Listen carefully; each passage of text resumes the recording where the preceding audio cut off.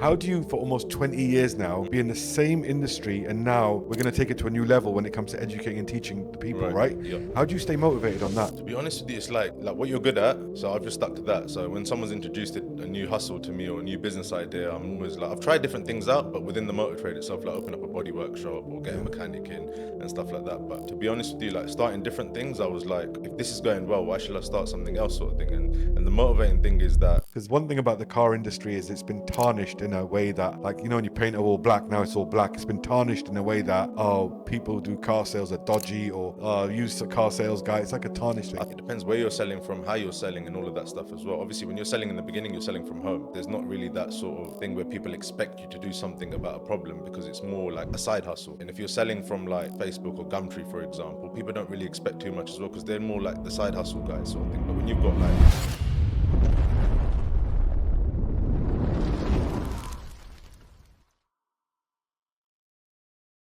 Hello, assalamu alaikum. Welcome to The Uncommon Force, a space where bold thinkers and quiet disruptors redefine success. Today we have a very special guest, a personal friend of mine and someone in our community here in Sharjah who's making some big moves. Aqeel, welcome to the show. Thank you very much. Assalamu alaikum, bro. Wa alaikum salam wa rahmatullah. You've been part of the journey of the Hijrah with me Alhamdulillah. on a personal level, on a family level, so I'm honored to be sitting with you today. That's it. Same here. Likewise, bro. Wicked, wicked. So tell us about yourself, a little bit about your background, what you've been up to. Anyone who knows you knows that you love cars. Yeah, of course. Yeah. So I had to rep my car shirt today as well for It's McLaren. nice. It's nice. Thank you, my man. Okay, so yeah, I've been doing cars since the age of like 16. Originally, I'm from West London, and I've had a car showroom within the UK near Camberley, near yourself. Yeah. And yeah, when I moved to Sharjah, I was like, I need to switch it up and do something different, because it's obviously difficult to run these things from the UK. But yeah, alhamdulillah, now I'm doing something different. We'll get onto that inshallah in a bit. But yeah, I've been in the motor trade since the age of 16, and That's that's a all young I've been age, doing. bro. Yeah, There's man. 16-year-olds out there still picking their nose, sitting Yeah. around, like just figuring out life. Yeah. What made you get into business at such a young age? Did you end up going to uni and all that I conventional did route? go to uni for a year. I Okay. mean, so it was crazy, because like my dad used to sell the odd car at the side, like from home. So each and every like other week there'll be a new car in the driveway. Yeah. Once he was like, oh, I need to go to the auction to buy a car, and I was like, yeah, let's go together. So one of my mates, Aman, you know him as well. Yeah. His older brother used to go auctions and stuff like that. So I said, let me come with you. My dad needs to buy a car. Yeah. So my dad ended up buying two cars that day. He got a bit carried away as well. He only wanted one. It runs in the genes. Literally. And then I put my hand up and bought a car as well. My dad was like, what are you doing? Yeah, It was yeah. like a £300 banger. Yeah. So obviously I didn't have a license, 16. My dad drove it home, and within like 2 days it was sold. Yeah. And obviously like easy money, a few hundred quid profit. And I was like, I want to do this for the rest of my life. Wow. So then alhamdulillah, since then I was doing it like while studying as well, at the same time with my family support. My dad used to go like to the auctions with me, my mum, my granddad as well, and bring the cars back and just sell like two or three at a time. And But then did your dad have a full-time like business or hustle that he was doing as yeah, so well? my dad was working. My dad's Yeah. working. He's working for the government basically. So he had that. He was not doing cars. It Cars just was a like, hobby. Cars was a hobby. That's Yeah, it. Yeah, yeah, exactly. So cars was always my thing, where I was in and out of different cars as a Did you have youngster, any yeah. other friends or family at that age of like 15, 16 that were car traders as well? Oh, so Amman and me were close since like 13 years old. So as I went to auction with his brother, like we were like had that in common, that we want to just do cars basically. So yeah, we were doing it all like separately but together, sort of thing. In business, you have a lot of moments to reflect when there is any moments of pause. I know it's busy and hectic. Life is busy when you're running business. But if you have a moment to reflect, or if you're on holiday or you're just at home, or have moments of self-doubt, Yep. one thing that almost baffles me, because I have a bit of shiny syndrome, object where Right. I see a new thing, I'm like, let's do this. And I see a Yeah. new thing, I'm like, oh, that could... Yesterday I had a call with a guy, he's a lovely brother in the Netherlands. Yeah. He's got an app called Clipper. It's coming out Okay. to help a barbershop run their P&L, finances, all that. And I was like, wow. And I was thinking, how can I invest in this business? So I got this Yeah. problem. How do you, for almost 20 years now, be in the same industry and now we're going to take it to a new level when it comes to educating and teaching the people, right? Yeah. How do you stay motivated on that? Surely you've driven a Ferrari, Yeah, you've driven a yeah, Porsche, alhamdulillah, you've yeah. driven a Lambo, you've Yeah. owned all of these cars. Yeah. Like after I've owned my first V10, the excitement wasn't the same again. It's not the same. It's So not how the do you same, to be maintain honest with you. enthusiasm then? To be honest with you, it's like staying like what you're good at. So I've just stuck to that. So when someone's introduced a new hustle to me or a new business idea, I'm always like, I've tried different things out, but within the motor trade itself, like open up a body workshop or get a mechanic in and stuff like that. But to be honest with you, like starting different things, I was like, if this is going well, why should I start something else, sort of thing. And the motivating thing is that there's always maybe another car that you haven't bought yet. So, for example, I haven't bought a Rolls Royce, so that would be like the next goal potentially, sort of thing. So that keeps you motivated that you're driving different cars. But yeah, I'm the only buzz smiling dies because out. if he gets a Rolls Royce, Yeah, man's gonna have to borrow it. I'm gonna have to make sure it course. works well. You know Of what I mean? course, got to be done. Yeah. That's it. So I guess there's still an excitement in the world of motor trade as well in terms of Yeah. other brands. Yeah. But also, what about the customers and like, do you have a lot of people that would come back, repeat customers? Like, I've had a car for 3 years, and did you see that as well? Like, was your pipeline a one-time purchase and that was it? No, no, not at People all. come back.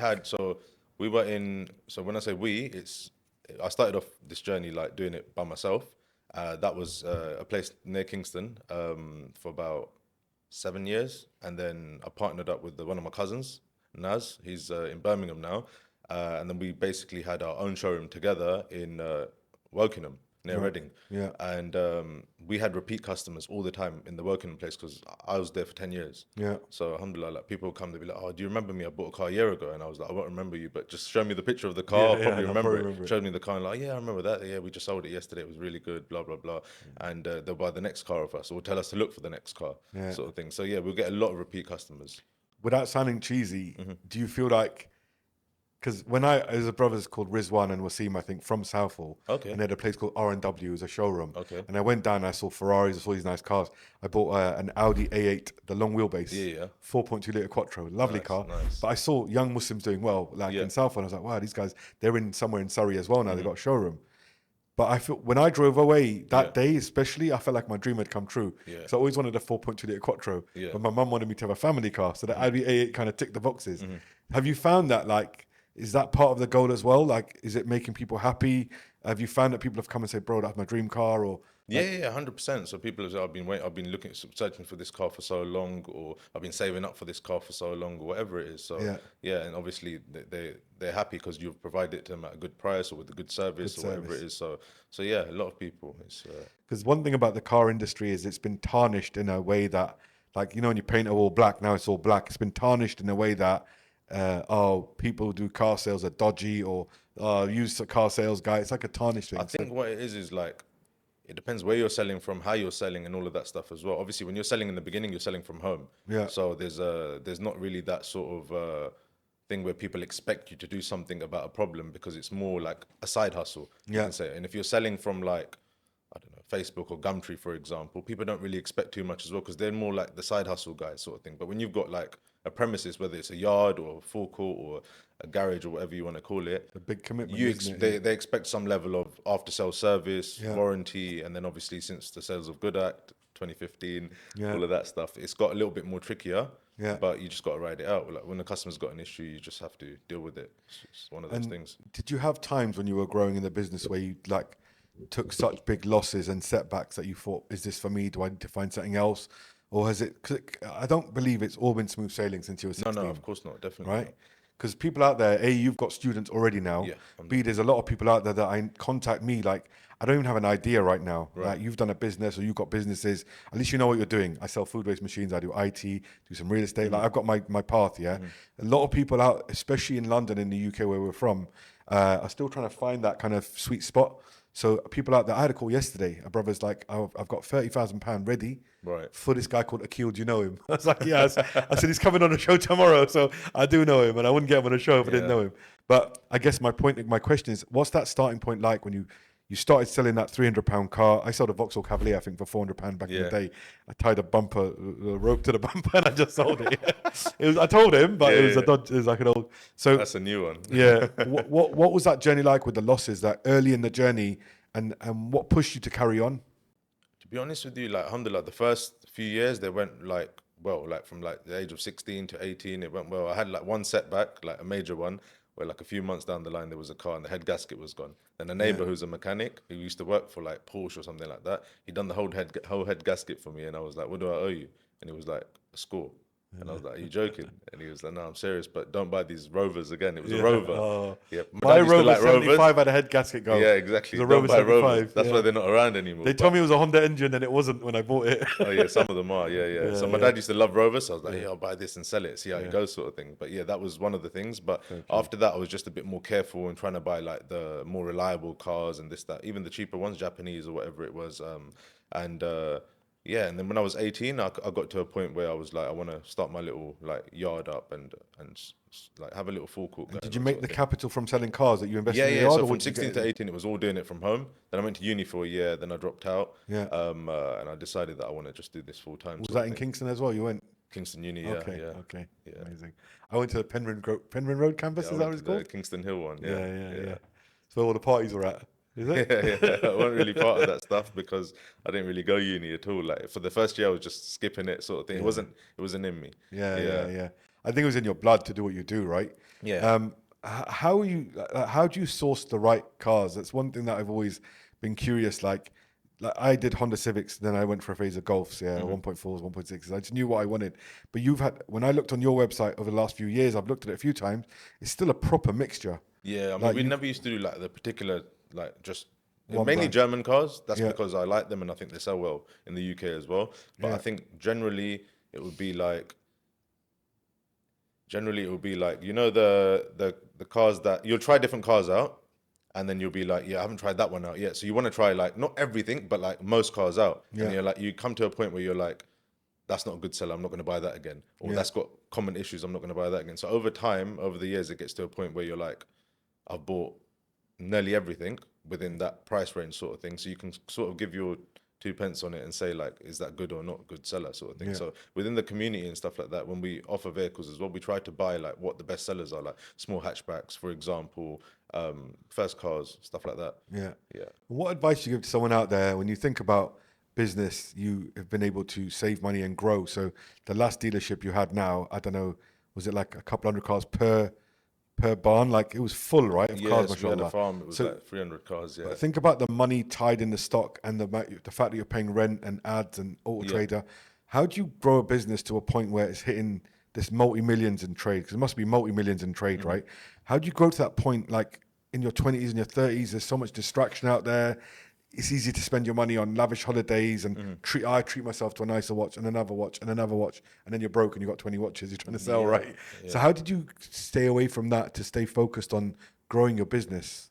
I think it all started with like having maybe the right energy and company around you. So like as I mentioned earlier, we were like on the same journey together. We wanted to do business at the same sort of time, get married young, have kids young, settle down young, all of that stuff. So Yeah. that was it. Like while other people are doing maybe partying or just chilling out and going to uni and not having that drive for money, and then Yeah. they do the 3 years and then start earning money, I'm like, no, that's wasting time sort of thing. I need to start doing it now. So even in school, we were like selling phones and stuff like that. Yeah. Just like had that sort of like mindset Yeah. to hustle sort of Hustle, thing. yeah. That's it, yeah.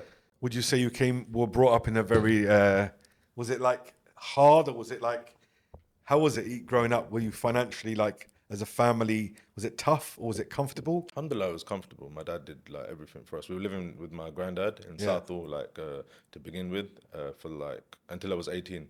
Then my dad bought a house in Kingston, so we moved to Kingston. Yeah. So alhamdulillah, it was good. Your dad's Growing still up ripping. was- He's still ripping. That's Sometimes it. when I meet your dad, I feel like he's younger than us. You know what I mean? Yeah, He's got yeah, this young alhamdulillah. spirit, mashallah. Yeah. Mashallah, it's amazing. I think even with that though, with the comfort, sometimes you get complacency. So someone's very comfortable and they don't do nothing with their life. Whereas definitely, yeah. one thing about you and the thing about the Uncommon Force, one of the things is self-made people. Like you've gone on your own, you bought that car, you sold, you did Tajara trade.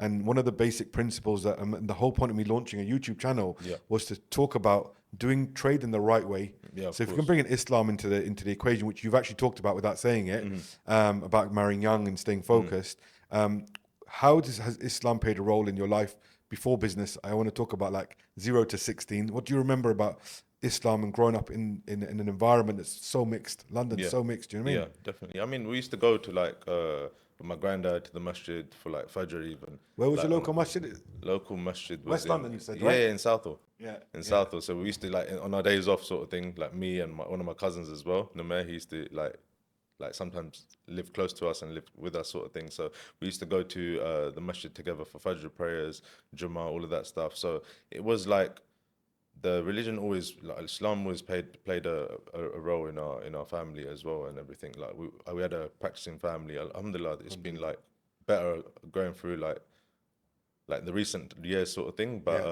yeah, alhamdulillah. So that always had our drive, like sort of don't get a mortgage, don't do But this, how don't have do you that sort of educated thing. yourself? There's one thing about the environment, Mm-hmm. but you know how many people we have in our world that have a religious family, a comfortable family that's providing for them a good dad, but still end up going off the tracks.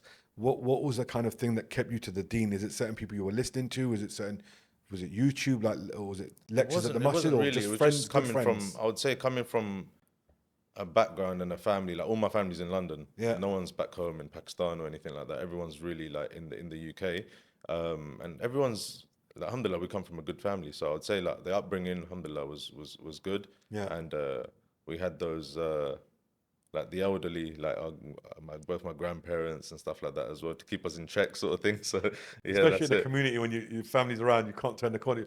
If I get caught doing this, Yeah, yeah, definitely, definitely. that's a Of good course, thing when you're having younger, community. you make a little bit of mistakes sometimes, this, that, and the other, but you know, like what you're meant to be like, what sort of example you're gonna set as well. As I'm the oldest, like Yeah. oldest child, so you got to set a example as well. Yeah. Can we talk about numbers? Like, what kind of level have you grown in your world of business and the space that you're in? Like, in terms of number of cars, in terms of like sales, like just so I get an idea, the level that you've traded at as well. Yeah, so I was working it out the other day, like a few months ago, sort of thing, and it was like I think I've sold personally, like through my dealership, like about 15,000 cars over the years, of course, 15,000 cars, and had in like probably 300, more, right?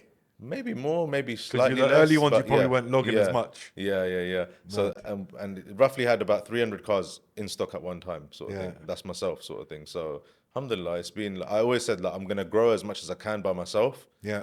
until I can sort of like I can't handle any more, sort of thing, and then not do more than that number, sort of thing. And that happened after I moved to Sharjah as well. So I sort of scaled it, and then I was like, right, I'm doing something else now, Yeah, sort yeah, of thing. So yeah. yeah. Assalamu alaikum, guys. Sorry to interrupt. I hope you're enjoying this episode of The Uncommon Force. This episode is sponsored by Car Plug Club. My name's Aqeel, and I've been buying and selling used cars in the UK for the last 17 years. And what we do here at the Car Plug Club, we help you make money from buying and selling used cars. We help people start off with just selling one car, and we also help people scale their business to dealership level. But rather than going into everything right now, while you're watching this beautiful episode, click the link in the bio if you'd like to connect, and I'll see you on the other side. Now back to the podcast. Man, one thing, and I know the reasons obviously myself because we're personal friends, but one thing that's going to be hard for someone to understand is you're sitting there with a showroom. You've got 300 cars, you've got staff, mashallah, the management team, they're taking care of all the running around, right? Like, obviously, you probably get involved in the odd car, but you're not like Yeah. washing and taking a picture of every car, right? No. You've trained your people to do Yeah. it because you can't run at that level. So now you've got this business working and it's making you money. Why would you pack your bags and leave the country? Like, that's surely a bit crazy, no? I think we should tell them where it started from. Go on, let's do it. Let's So do it. I went to Jummah one day in Camberley. I was talking to my cousin Wax outside the masjid about, oh yeah, I'm going Russell Kamer next month. Yeah. And Horace, There's me walking past. you overheard me like, bro, did you say Russell Kamer? Did Yeah, you say yeah. Russell Kamer? I was like, yeah. You're like, oh, bro, I'm going there next month to stay there. I was like, what, Russell Kamer? He was like, yeah. I was like, okay, cool, let's take each other's numbers. And then Yeah. since then we've been speaking. Crazy. And then it was that was 2023, October we met. Correct. And then you went November or Yeah, something. yeah. And I was there December for a holiday, family holiday, but I didn't have a chance to meet you. Correct. And then you were like, bro, I'm moving here with my family. I'm going back to pack everyone's bags. And I was like, 1 minute, like I wanted to do this in 10 years' time. And you're Yeah. like showing me Sharjah. And I was like, bro, I thought Sharjah was a ghetto. Yeah, Literally, yeah. I didn't know of Sharjah like that Yeah, sort yeah. of thing. And I was like, bro, Sharjah's really nice. And you're like, yeah, bro, I'm staying here, this, that, and the other. And I was like, cool, I'm coming in February to check it out. Then And you came when I was in England. yeah, and exactly. With Bilal, you were at my place, Bilal, right? your nephew was Yeah, here, yeah, and I was yeah. like, bro, let me check this out. Went there straight away, sorted my Emirates ID out. Went back to the UK. I was like to my wife, she was expecting our third child, and I was like, we're packing our bags, we're leaving. She's like, when? I was like, August. She's like, why August? And I was like, because my oldest daughter finishes school then. And I was Yeah. like, the next academic year can start there. I've done the enrollment process in the schools and this, that. She was like, I haven't even seen it yet. I was like, yeah, we're going in May. So I had planned it all out already. Went in Yeah. May, checked it all out, and I was like, bro, it's moving like really fast. Sort of, even though like you moved like within like what, a month or 2 months, sort of thing. exactly. I was like, let me try and do this a bit slowly. I exited the business, so I was coming to start fresh, and I was hungry to go again, right? Yeah. I was like, I need to go. I didn't have an existing thing there. I'd Yeah. exited it. So for me, it was like, I just need to get there and start, you know? Yeah, and I was like, I'm gonna do this in a few years. I don't know when like exactly, but I was like, it's a 10-year goal. So if it happens in 5 years, it's good. Because my thing was like, I want to buy and sell cars until I'm like the next sort of like 3 to 5 years. That was the plan. Yeah. Sort of thing. So I was like, what if I stop earlier? Like when I moved here, sort of thing. I was still running it, obviously, and I was like, what if I just move beforehand and see how it goes? There's only like a few years left, and plus, obviously, our kids are growing up. All this LGBT stuff in schools and stuff. I thought it's better to make the move now rather than regret it later and all of that stuff. And it was mainly like the whole environment I was living. I was living in Epsom at the time, and I was like, the masjid is 20 minutes away, and then where my showroom was, that's in Wokingham. The masjid in Camberley is 20 minutes away. So I was like, I'm only going to Jummah, sorry. Yeah. I'm going to Jummah, and that's about it. When I go to my parents in Kingston, I might go to pray the odd Isha prayer, but it's not good enough. Yeah. Now, alhamdulillah, there's a masjid on every street. You can, so that's the number one thing I would say. And then obviously, Yeah, because money didn't motivate you to move out here. You didn't come here and think, I'm going to make no, I millions. didn't come here. You're with already like, making I money still in haven't got a England. business here, and I'm not planning to do anything here like within this year, I would say. Yeah. But slowly, I'm getting involved with other things. But I would say it was more like just focus on what's going on over there, move here, and then see what happens, sort of thing.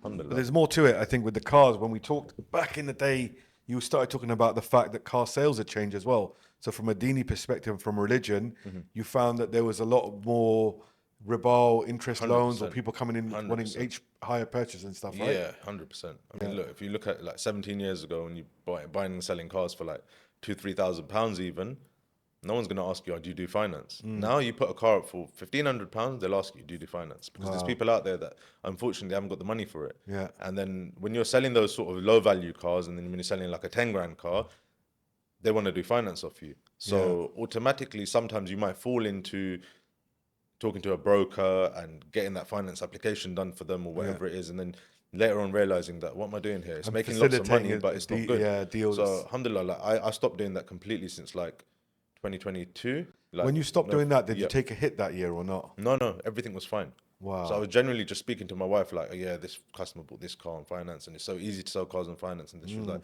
but I'm not getting under the interest, so it should be fine. So I was not doing something that I knew is 100%. And she was like, no, it's not right. You're not doing the right thing, sort of thing. Like, you're telling them where to go to get the finance. You're sorting the application out with them and this, that. I was like, then I stopped doing it a few months after that because I needed to like just understand, what am I doing wrong here, sort of thing.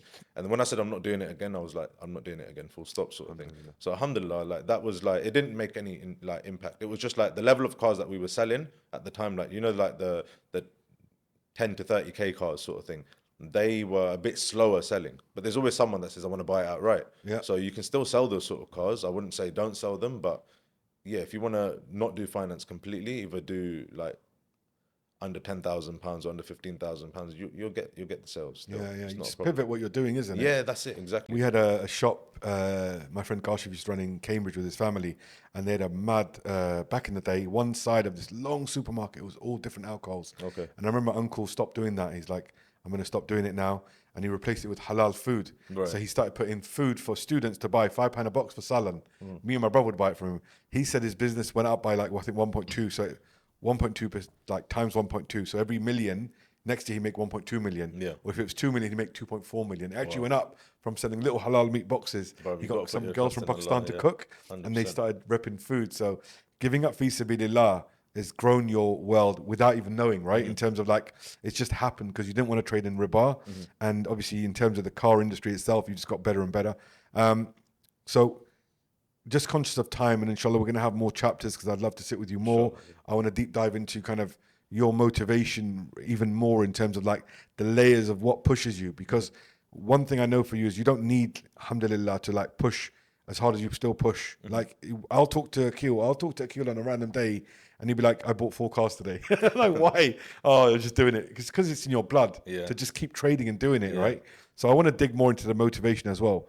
But I want to touch on the Car Plug Club, and anyone listening, watching, you know, this is one of our affiliate companies in our group as well that we want to work with and help grow as much as we can. So there's a link in the bio of this video. You can just learn more, follow Aqeel's page, whether it's on Instagram or whichever platform you like to follow. Just see what he's about, what he's doing, and there'll be a link to actually inquire as well. But tell us, what is the Car Plug Club? I always find it a bit of a tongue twister, bro. So I'm gonna go back to like last year sometime. Yeah. Go on, let's do it. So obviously I still had the cars, I was selling them, and then it came to like I think we met on the Righteous Rides again. Obviously we already knew each other. Yeah. Met on the Righteous Rides, the first one I went to, which is probably like the third or fourth. That And they've Antara, done. I think, right? Yeah, World that's right. Islands, yeah, I yeah. went there and I was like, that was a time where I was like, I'm spending too much hours on this business because I'm running it like around the clock. Yeah. So it's very like I have to arrange the whole day. Like I've got my hands on still, but I'm not. So it feels like I'm in the UK, but I'm actually living here. Yeah. So I was like, I want to do something that's less involvement and work smarter and not as hard, basically. So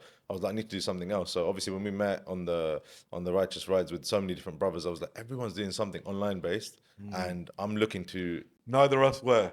We weren't, yeah, exactly. So I yeah. was like, I need to pivot from this and do something else, but I don't know what I want to do. So I was like, I'm going to close up the whole business and do something else, whether it's like something totally not to do with cars or whatever it is. We'll think about that later on. So then we went to the next Righteous Rides in. Actually, I met a brother called Kashif that time. Yes. And You made us laugh a lot. yeah, he made us laugh a lot that night. And he was like basically like, so what do you like doing? And I was like, cars. And that's it basically. And he came up with a thing where he was like, why don't you help people buy and sell cars? Because he's all like, he's obviously a little bit older than us, and he's like all for helping people do certain things. That's what his businesses are about. And we came up with a little bit of a plan. So at the time, it was like he was giving a lot of like mentorship, you can say, and consulting and stuff to say, do it like this, do it like that. So it helped me a lot. And I was like, yeah, I'm gonna try that out within my own people that I know, like very closely. So like friends and family. Yeah. Right. So and work colleagues and stuff like that as well. So I was like, I'm gonna introduce them that I can buy and sell cars for them. It's because I'm closing down the showroom. I don't want to buy those cars and keep selling them. It's never going to close then. So I was like, I can help you guys make money from all these deals that I can still source and see how it goes for you. Yeah. And there were a few of them like straight away jumped on it. They were like, this is a brilliant opportunity. We're going to make loads of money. So I started doing that, and they're like, we're making this money, we're making that money. So it came to a point. And you were sourcing every car. I'm still They're sourcing not every worrying. car. They're not worrying about what they're going to buy or what's a good buy. No. They can see that the business has been doing well. Alhamdulillah. So they're like, yeah, we're going to trust you to source the cars. Of course, like, I think in the first few months as well, like up until now, alhamdulillah, there's been like 2 or 3 losses in total. And there's been hundreds of cars that's been sourced. So I was like, let's try this out. And then in December, there was the next Righteous Rides. Yeah. This time, no one's doing anything offline. Yeah. When I said to someone like, yeah, I've got a car dealership, I think it was Abu Lahia, he was like, bro, you've got no online business? And I was like, no. He was like, so you just have a shop? Like, I was like, yeah, you could say that. He was like, bro, this is the first business I've heard of like this. I was like, bro, all the restaurants are like that. So what are you talking about? And then I was like, you know what, I'm going to get this bigger. So I was talking to people about ideas, the brothers over here, alhamdulillah, like that whole network with the Righteous Rides, like it helped out a lot, meeting good brothers that have got the same mindset as well. So shout out to Imran and Abu Bakr for that as well. Sure, man. So in terms of how I scaled it, it was like, I was still, so I'll give my notice to close down the showroom basically and sell all my cars until like end of June, July sort of thing. And I'm still doing this. So I'm doing 2 businesses now. I'm doing this sourcing like mentorship thing with the people that are in the community, and more people are coming into the community from word of mouth. They're seeing the results and this, that. Everything's offline at this time as well.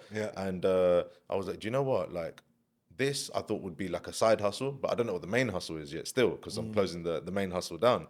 And I was like, this can be bigger than the main hustle if we do it properly, sort of thing. So alhamdulillah, right now it's not there where it needs to be. It's not like 300 cars worth sort of thing, but I would say it can get there, inshallah, like very easily. And is this focus just for the UK at the moment, because that's your market, right? Yeah, For so now, at the anyway. moment in the UK, because like this is for anyone who wants to start like 1 or 2 cars or 10 cars or 20 cars or have a dealership, for example. But I would say because I'm the car person, there's no point me going into anything else. So I've got a few contacts that I've developed since I've been here in the UAE, who sell like high performance luxury, because that's the sort of cars that a car person wants to deal with, right? Yeah.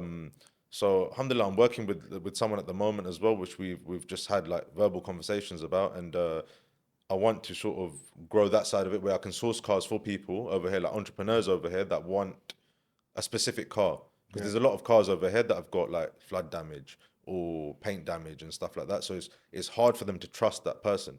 So if you can be that person that gets the honest example of that vehicle that people want, then you can sell it for whatever you want, basically. So that's the vision going forward over here. But I'm still concentrating completely on the Car Plug Club, like the UK one. I found that, you know, my dad was an educator at university. He sat there and or stood there and he taught people about plants. He was a plant doctor. Okay. So he was talking about land degradation and rehabilitation, how to grow in the arid lands, how to Wow. make sand have plants. He was in Saudi. But for me, I saw that education as to if we can tweak and pivot this, there's nothing we can't do. No, And 100%. from us going on Righteous Rides and meeting with the Imran, Abu Bakr, Abu Lahia, and all our brothers, there's so many, Yeah. too many to shout out here for Waz, like the good brothers here. I saw that actually I'm as good as you, if not better. Not being big headed, but I have a skill. If I know how to sell this online or I can do it online, then why should I not? You have a skill. You can source a car. Like, I know now tomorrow, if I'm buying a car, Junaid's going to source one for you, right? So even my business partner now, he wanted a 7 Series. He's going to go to Aqeel and say, you get me the car. Because you're going to know what to look for over what we're going to look. Like the one, you bought one and there was some hail damage. You clocked that. I didn't clock it. And then you said that this needed changing. Oh, I'm not annoyed. I'm annoyed about that because of the sincerity you have. So alhamdulillah, you're our personal car sourcer anyway. Like you got that job without even trying because we need it. But now, you know, on my way here today, I had a call from one of our partners, Osama, actually saying, bro, we need to jump on this now. So for me, it's real because I've seen it. I've seen the results. I know people doing it. And that's why I was keen to really understand who's behind this brand. I don't have a huge following online, but it's still quite relevant in the way of UK and business people. And people come to me every week now from other podcasts I've been on saying, I want to invest in a business. I want to do something halal. I want to do something good. What do I do? So this is the first podcast we've actually done so far where you can see what you can do. It's literally paved out for you. What might come around the corner potentially, guys, is a full course that will teach you from not even knowing anything about a car to setting up a showroom, VAT registration, company registration, leasing of a land, how you find the right place. Like, mashallah, within Aqeel's world, you're going to find all of these things are in that, like, in his mind, mashallah, but it's going to be in a course. And if that happens, and if we're lucky enough to get this course, then obviously you can set up your own thing end to end. So if I'm right in saying, if someone bought this course, if you did this course, inshallah, which you're going to do, they won't need you after 3 years or 4 years or 2 years. Definitely not. Definitely not. So obviously where it all comes from is we want to help people as well, right? And give them the means to make hijrah and move to Muslim lands as well. This isn't just for Muslims, by the way. Yeah. Of course, there's many people in our community that are non-Muslim as well, but Yeah. it's to make them more financially free at a younger age, basically. So that's what I wanted from it, that I don't need to work every single day or do so much every single day as well, and I can work remotely from wherever I am. And I think that's what people want. They want to, it's not a get-rich-quick scheme. It takes a lot of effort, a lot of like hard work as well. But at the same time, obviously with the investments and stuff like that, you mentioned the brother from Pakistan, was it? Yeah, there's one in Pakistan. There's a few brothers So now looking it at started it. from like a month ago. Like someone from the UAE invested. Yeah. And how they invested was we've got a member that's basically buying and selling cars in the UK, and he had like X amount invested, and he was like, for me to do better now, I need to have more investment. Yeah. And I was like, well, shout out to all your family members and see who can help you. And no one really was able to help him. And someone in the UAE wanted to do it and pair up with someone. So I was like, this might work, but I just need to find the right person. And it was like, he's sitting right here. So I went to the UK, spent a couple of months there, and I was like, I like the way he's doing things. Let's just do it with him, sort of thing. So alhamdulillah, there's a lot of opportunities like to grow this beyond like just a small community. Basically, there's so much in it that we can do with the course or with investments as well, which I didn't really think of until recently. So there's a lot of scope. And there'll be even more affiliate partnerships and stuff, inshallah, we'll 100%, do. inshallah. How do you stay level-headed, bro? You're like, mashallah, one of the most grounded people I know in my community, who's actually, when I look at, if I strip away all the flashy stuff, you're the realest of real from my perspective. This is my perspective, yeah? And I met so many people in the UAE, bro. Fronters, this, that, you know, even I've had people that have kind of taken advantage of me and my business partners. Usama just did a deal now and he hasn't been paid, and the guy's not picking up his phone, bro. So you pick up the phone, which is important. Like, you're there for people. But how do you stay grounded, even though, alhamdulillah, like dunya-wise, Allah subhanahu wa ta'ala's given you some amazing things and the talent of sourcing and selling. Now you're going online, the talent's going to be visual, bro. Like, that's what happens when you go online. So alhamdulillah, you know, Allah Mubarak, may Allah subhanahu wa ta'ala protect all that he gives you. How do you stay level-headed, bro? How are you not getting big-headed about, like, stuff? That's something we can't do. I mean, Allah gives us everything, alhamdulillah. Like, it comes from him. He can take it away within a click of a finger. So at the end, and I've seen that in my own eyes as well. I've seen people with everything, and then months later they've started from the bottom. So that's given me the realization that you can't not sort of appreciate where it's come from. And Yeah. no one, like, it's all come from hard work and stuff like that as well. There's no point sort of, I mean, it's nice to buy nice things and all of that stuff. We all like can do that. It's not a problem at all. That's what we deserve to do, right? With with our money or whatever it is. Little treats, innit? Yeah, little treats here yeah. and there. But I think it's important to sort of have that. You got to be humble, 100%. You can't sort of like think you're better than anyone else or anything like that. Like you got to be grounded, 100%. I think it's such an important trait in success. You need to be confident, and you are confident, alhamdulillah, but you're humble. And that's one thing I love about being around you. I never feel like I have to be someone else, and I can call on you for help because you're going to help me if you can help me. And if you can't, you can't. But I feel like you're very relatable as a person. And, you know, if anyone wants to enter the world of business or cars or trading of any sort, it's important to have a mentor that is humble. 100%. It's important to have a mentor that's going to be able to relate to you of how I made my first car was £300. My first car wasn't daddy gave me 20 G's and I put it into a car showroom. I started from 1, then 2, then 5, then BCA, and then you've scaled obviously what you're doing. So that's amazing, bro. And, you know, the show's called Uncommon Force, but my brand, obviously, I'm going to launch in the clothing world. When we get around to it, is Picture Me Rolling, about dreaming, believing, and hustling and achieving, which you're a living example of that. But the Uncommon Force, the whole point of that was looking for people that have something that's not common about themselves that makes them successful. What would you say the uncommon thing is? I can give you 10 things right now. What would you say the uncommon thing is about you that makes you who you are? I don't really know how to say it. The uncommon thing about me that What's a trait that's not in everyone that you've got? Something that you do that makes you successful? I'd say I like helping people, honestly, like genuinely, like in terms of like if someone's stuck with something, like I like to give them advice if I can, of course, and let them know what I would do in that situation, sort of thing. Because you know, like with certain things, like when we go back to business, sort of thing as well, like making your first deal or whatever it is, like at that time it was only like my dad's not from business, sort of thing, but he's done a few deals here and there, sort of thing. So it's like you haven't got that mentor at that time. So you got to kind of learn the bigger things yourself, sort of thing. But I feel like nowadays people don't really have that, and there's a lot of people online that are selling like a dream sort of thing as well. Yeah. And if you can provide the right sort of benefits for them, then it'll be good long term as well. Because you get to that sort of level where you're like, okay, I've done X, Y, and Z. What can I do to give back? But still make money from it, of course. We all got to live, right? But it's like, at least I'm benefiting people as well. So the people in the community, like one-on-one, what they give me, for example, they're benefiting more than that. That's the thing, But that's amazing, my bro. And I think there's so much more to it. And that's why I said at the start, we're going to need a bit more time, bro, to unpack because there's actually the motivation. There's the time in the masjid. There's so many things in your discipline that you have. You probably don't realize you have. I reckon if you sat somewhere for 3 hours and you wrote down the things you do and how you live your life, you'll come up with so many things that I didn't even realize I do that. So, inshallah. And I know, look, you know, the clothing brand hasn't dropped yet. Inshallah, you know, we have to prioritize, like you said, what we're doing. But I couldn't come empty-handed, innit? So I got you a classic and I got you one of the Thunder collection. Now that's actually a hoodie, but I think it's going to be good for you for the winter months. When you go hiking in Hatta, Fujairah, you're going to need a hoodie, bro. Inshallah, it's like 6 degrees. That's not my bag. I would not design such a flowery bag. That's from Pakistan. Wicked. Thank you very much. So you get a little picture on and gifts as well. So I appreciate you coming on, wallah. I've been waiting 2 years for the... I know, that's what I'm saying, innit? Junaid is like, how come me, Aqeel, Osama, none of us have any of your clothing? Oh, wait. I was like, you got to come on the show and then you get one as well. That's the way then, So Jazakallah khair for coming in. Like I said, it was short and sweet, but we wanted to just get out there for now. And like I said, anyone listening out there that wants to DM, wants to know more, you can DM my team and go, you know, we want to get involved and we can kind of onboard you in terms of an initial call about what the plan is and how it works or the financials, or you can DM Aqeel directly. You're going to have a link for his Instagram and his profile. Anything you need to know, just like get in touch and ask. Like the brother who knew me called me yesterday and said, you know, is this guy someone I can invest in? And people are going to want to know. If they know me and they've known me for 10 years and they want to invest in you, just get in touch directly as well. Don't be shy. And like, subscribe, share the video if you feel inspired. Thank you so much. Assalamu alaikum wa rahmatullahi wa barakatuh.